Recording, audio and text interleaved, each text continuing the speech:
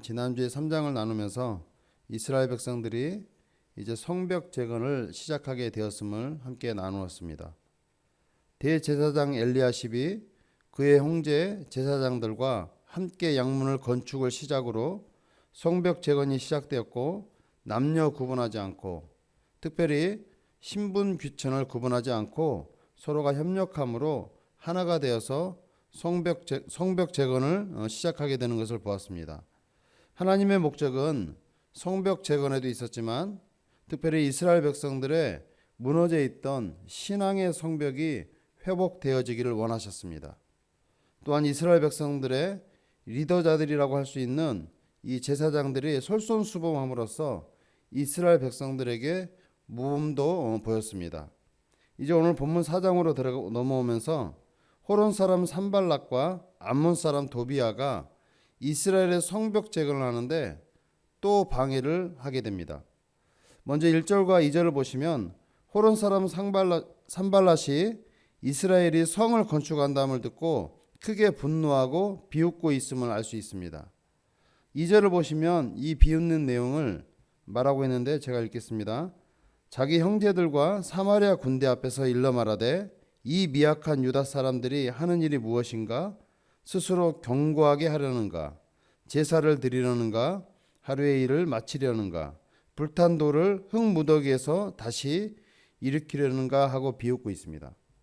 이 암몬 사람 도비아도 3절을 보시면 함께 비웃고 조롱하고 있습니다. 3절입니다. 암몬 사람 도비아는 곁에 있다가 이르되 그들이 건축하는 돌 성벽은 여우가 올라가도 곧 무너지리라 하더라. 지금 호론 사람 산발락과 암몬 사람 도비아가 이스라엘의 성벽 재건을 하는데 비웃는 것을 보면 사기를 떨어뜨리고 있는 것을 알 수 있습니다. 이렇게 비웃고 사기를 떨어뜨리고 이렇게 있는 대적들로부터 느헤미야는 충분히 그들을 저지할 수 있는 힘이 있음에도 불구하고 먼저 하나님께 기도합니다. 그리고 말씀을 자세히 보시면 느헤미야의 기도는 지금 이 땅을 살아가고 있는 모든 그리스도인들에게 도전을 주고 기도의 표본이라고 할 수 있습니다. 느헤미야의 기도의 내용을 4절과 5절에서 볼 수 있는데 제가 읽겠습니다. 우리 하나님이여 들으시옵소서. 우리가 업신여김을 당하나이다. 원하건대 그들이 욕하는 것을 자기들의 머리에 돌리사 노략거리가 되어 이방에 사로잡히게 하시고 주 앞에서 그들의 악을 덮어두지 마시며 그들의 죄를 도말하지 마옵소서. 그들이 건축하는 자 앞에서 주를 노하게 하였음이니이다 하고, 5절을 보시면 주 앞에서 그들의 악을 덮어두지 마시며 그들이 건축하는 자 앞에서 주를 노하시게 하였다라고 느헤미야가 기도하고 있습니다. 당시 구약 시대에는 이스라엘 민족을 대적하는 것이 곧 하나님을 대적하는 것이나 다름없었습니다. 즉 느헤미야는 성벽 재건을 하고 있는 이스라엘에게 방해를 하고 비웃고 있는 이 대적들의 행동은 하나님께 대적하는 것이므로 하나님께서 대신 이방인들을 도구로 사용하셔서 대적들을 제어해 주실 것을 간구하고 있는 것입니다. 오늘 우리는 이 느헤미야의 기도의 모습을 보면서 우리의 기도의 모습을 돌아볼 필요가 있습니다. 과연 우리는 어떤 어려움을 만났을 때 먼저 하나님 앞에 기도하는 모습이 있는지, 아니면 우리의 경험과 우리의 지식으로 문제를 해결하고 있는지, 우리의 신앙의 모습, 기도의 모습을 돌아보아야 할 것입니다. 오늘 저와 여러분의 삶 속에 어떤 어려움이 있더라도 우리의 지식과 경험으로 해결하는 것이 아니라 먼저 하나님께 맡겨드리고 하나님께 먼저 기도로 간구하는 삶을 살아가야 할 것입니다. 이제 느헤미야와 이스라엘은 대적들의 비웃음과 방해를 하나님께 기도함으로써 더욱더 하나가 되고 협력함으로 성벽이 전부 연결되고 높이가 절반까지 쌓아 올리게 되는 것을 6절에서 알 수 있습니다. 이어서 7절을 보시면 이제 산발락과 도비아는 이스라엘이 더욱더 하나가 되고 성벽 재건이 더욱더 높이 쌓아가는 것을 보고 심히 분노했음을 알 수 있습니다.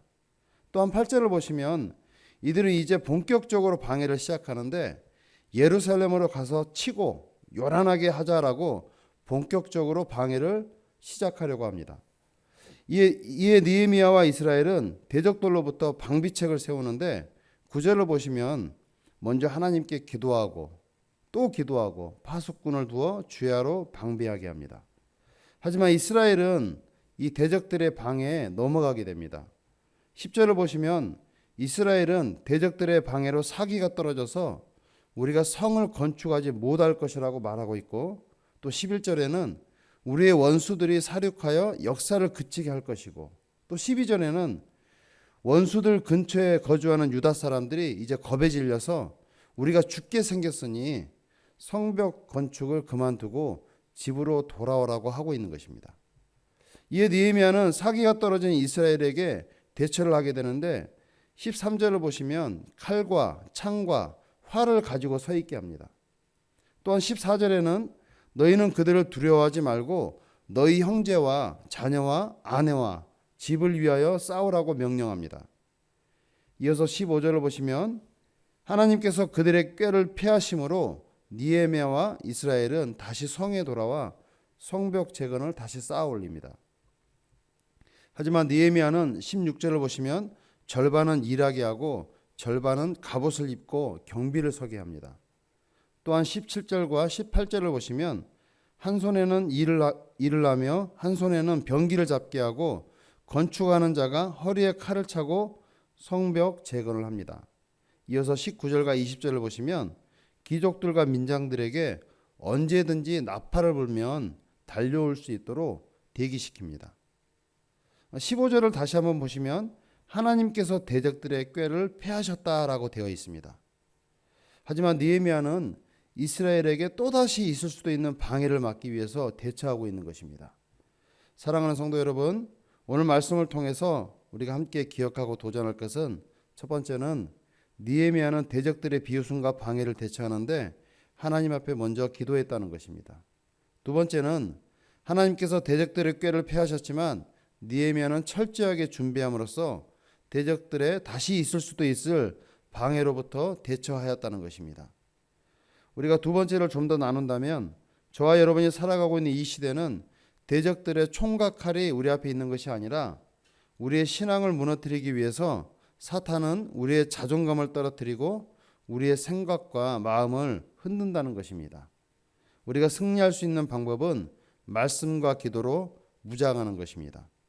오늘 저와 여러분이 문제 앞에서 하나님께 먼저 기도하고 말씀과 기도로 무장해서 날마다 승리하는 삶을 살아가시길 예수님 이름으로 축복합니다.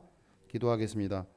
거룩하시고 존귀하신 하나님, 하나님의 은혜로 우리 모두가 하나님의 자녀가 되고 하나님을 예배하는 예배자임에도 불구하고 사탄은 여전히 우리의 자존감을 떨어뜨리고 우리의 정체성을 흔들려고 하고 있습니다.